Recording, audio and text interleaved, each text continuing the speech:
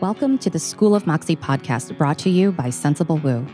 This is the podcast where we break the mold around business podcast conversations. We make it fun around here by using television, movies, and entertainment as the jumping off point for conversations about how we navigate the world as individuals.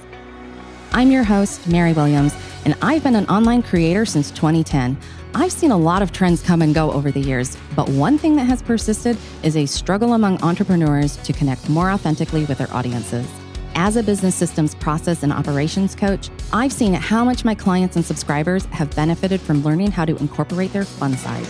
So we're going to demonstrate this for you here on this podcast through analogous thinking. Not only that, but we're using media and entertainment as the lens through which we reflect on our own desires and strengths. Fiction is the vehicle that gives us words to articulate our value systems and tells people who we are. I find that a lot of my audience, and probably yours as well, struggle to find words for their problems until they start thinking about how to use analogies. Analogies help us build bridges between something we can describe into a new area that we are in the process of developing. As humans, we are a languaged species, which means we find context and meaning in our lives through the ability to put our feelings into words. This podcast is going to help you normalize this process and see how it's done in real time as my guests talk through their own experiences in relation to the episodes they've been assigned for this show.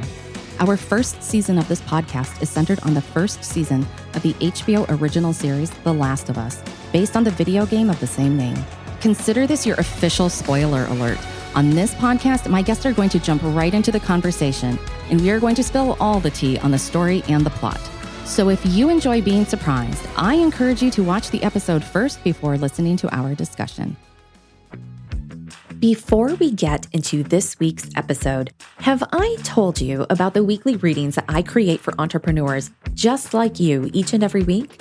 I am an Akashic Records and Tarot reader, and I've been giving clients intuitive guidance coaching for just about 20 years now. That's a long time.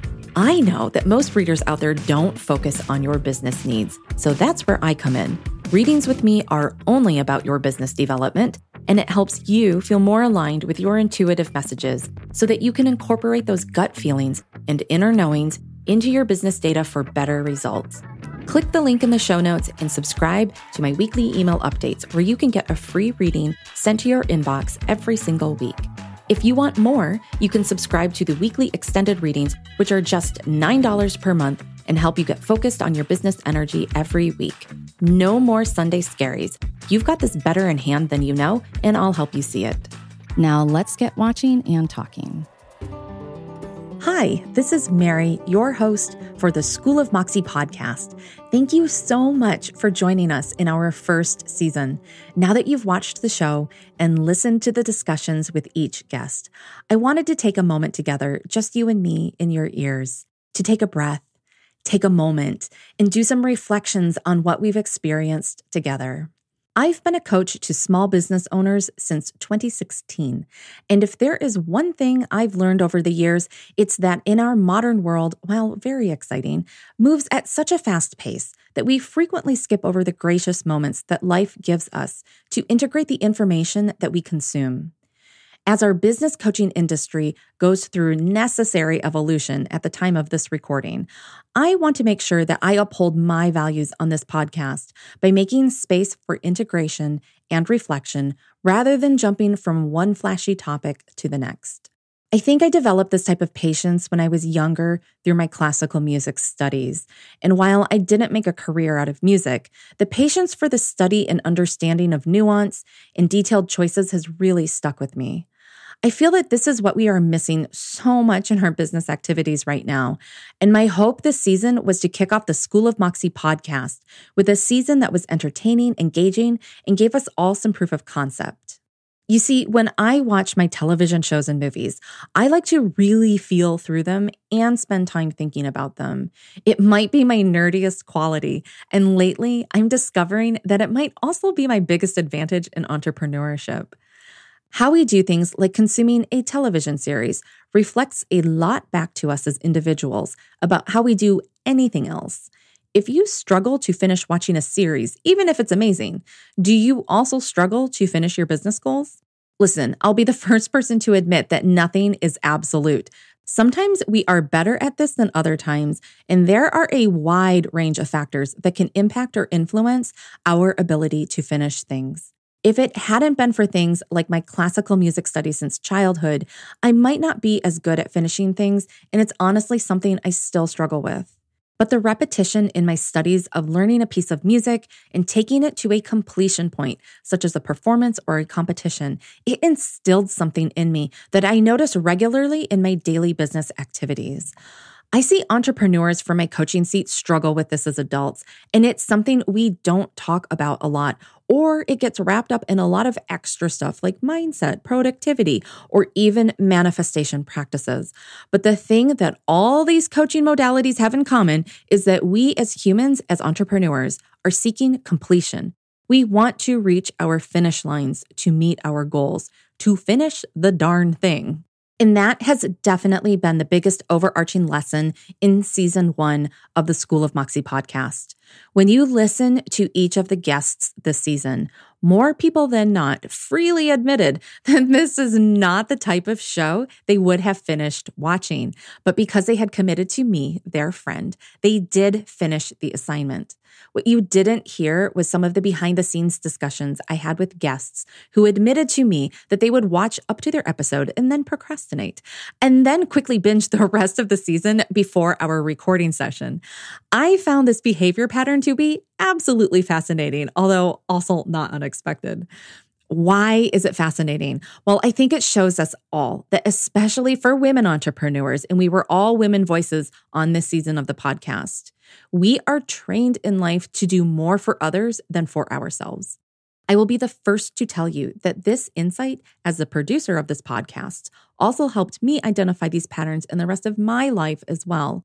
We don't miss our appointments. We go above and beyond for our clients. But if the activity will benefit us personally, and especially if the activity rubs shoulders with leisure activities, so many of us will put it off until later.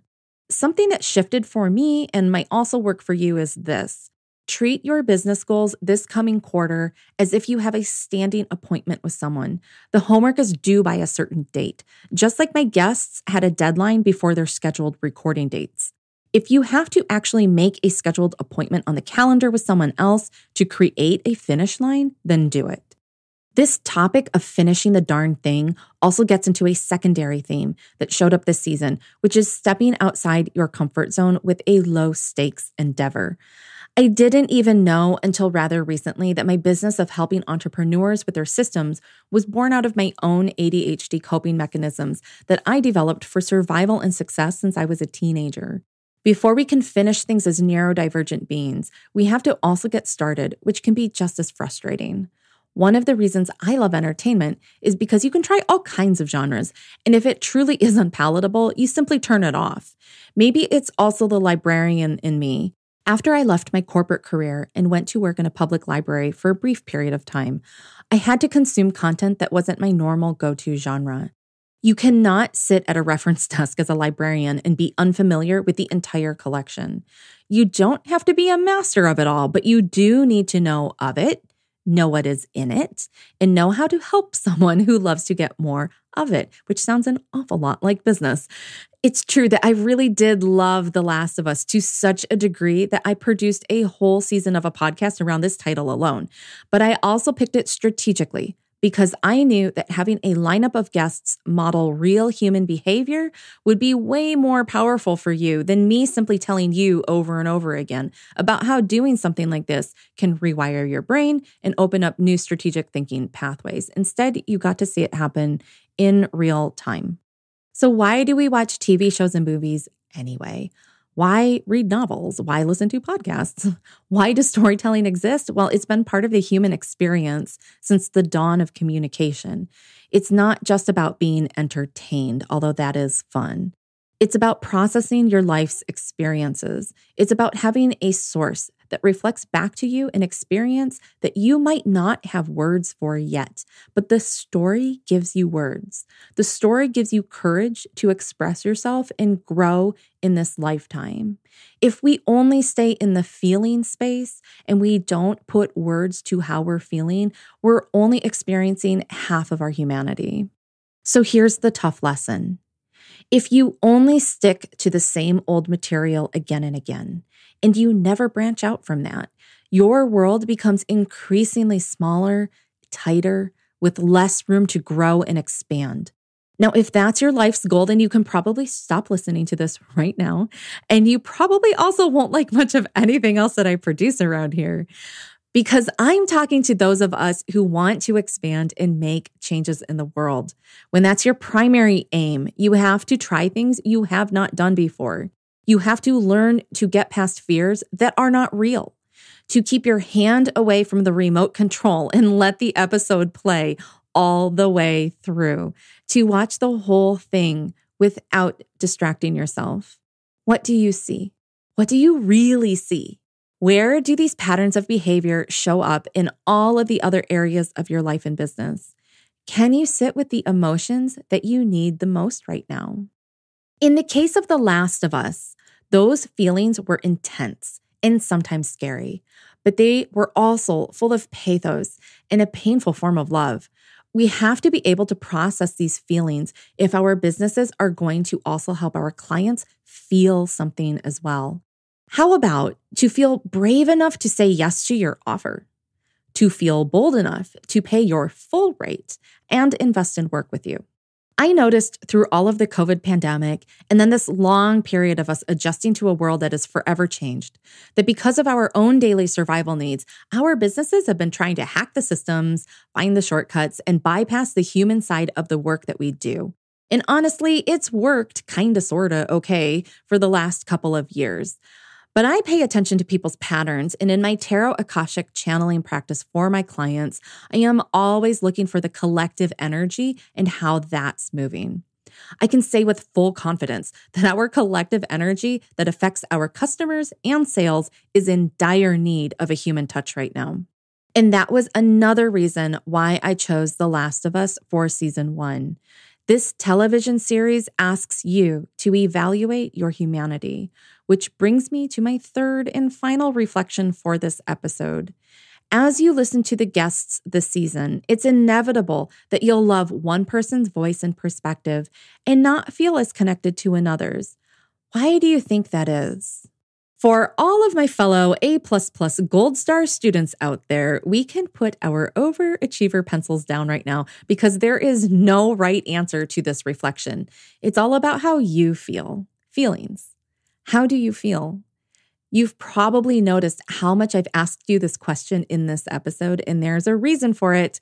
If you are not feeling something, even if it's in disagreement with the majority, then we are not engaging with our humanity. Remember that note on finishing things?